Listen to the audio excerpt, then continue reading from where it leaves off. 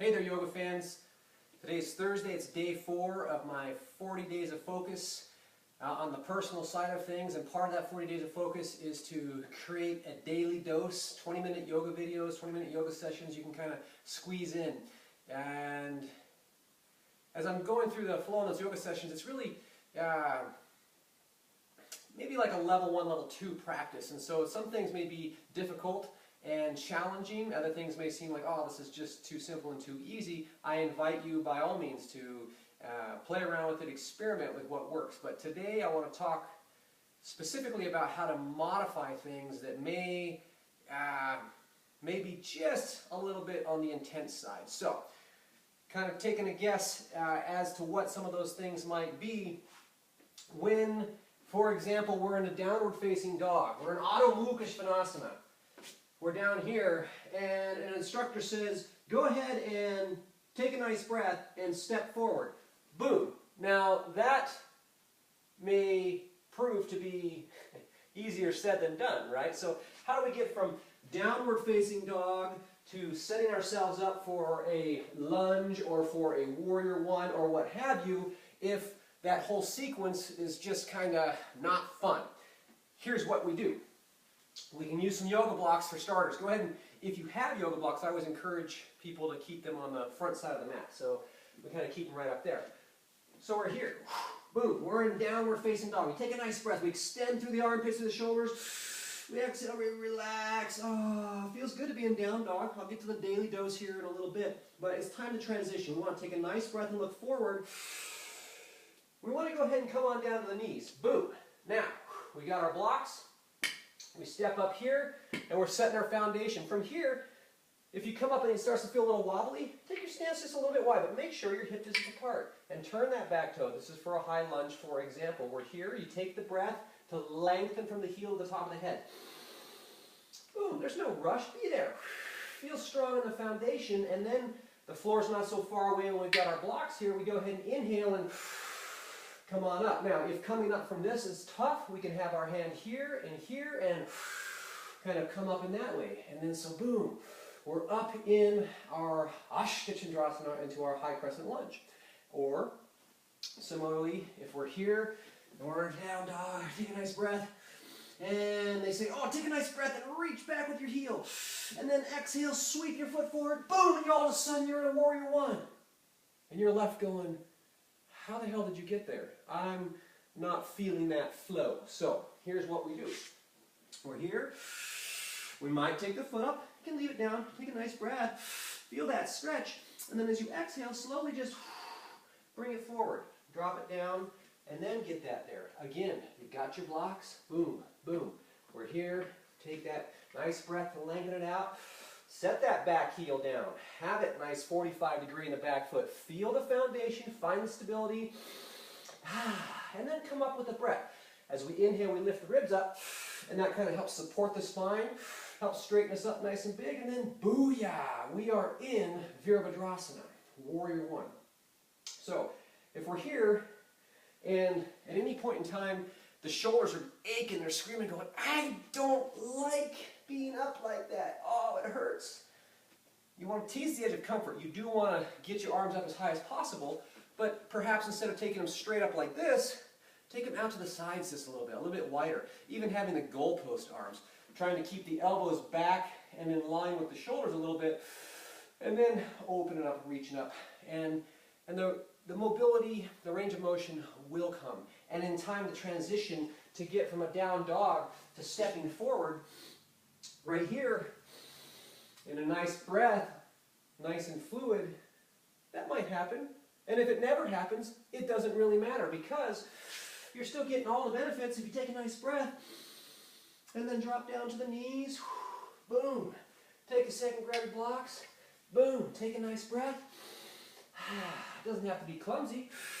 It's still pretty smooth, still pretty sexy, but we're there. We're getting all the benefits without that little bit of hiccup in the process. So that's a big part. Now, other modifications that I think are often underused, maybe, right? We want to be here. Let's say, for example, we're in a warrior two, and so the back foot's almost parallel to the back edge.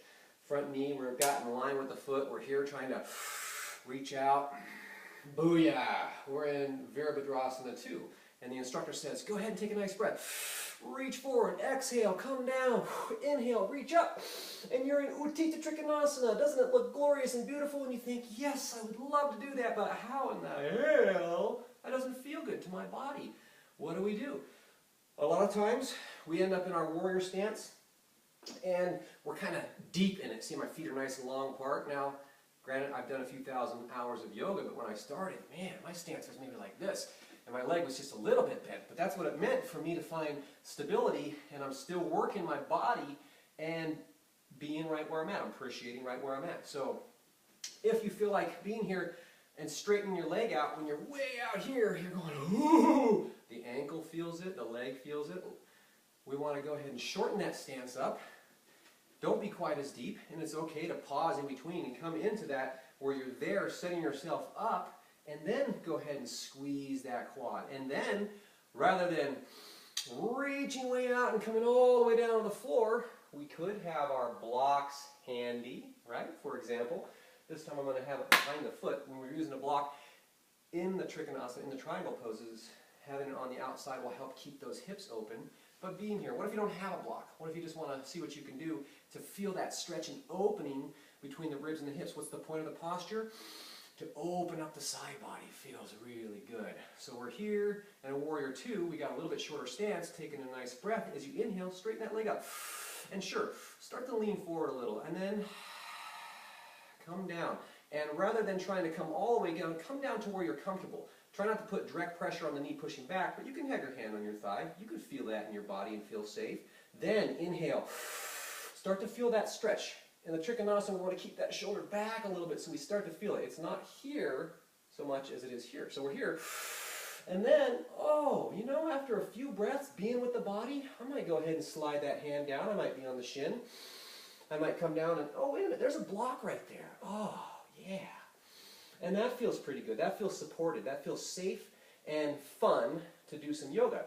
Coming out of it, just bending that knee, dropping it down. Maybe we use the knee, but we can always come up with that breath and expand, lift to help support the spine. So, again, simple modification, shorten the stance, extend it out. Be with the legs for a moment. You know, it's kind of taking ourselves step by step through the process of setting up a firm foundation, rooting down into the ground, and then extending from there. And another example, another modification, and this is kind of from the daily dose number 2. We're working on our warrior 1, and we're working on our pyramid pose, our Parsvottanasana.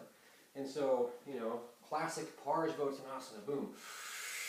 We're here, we drop the hands in the lower back, oh yeah.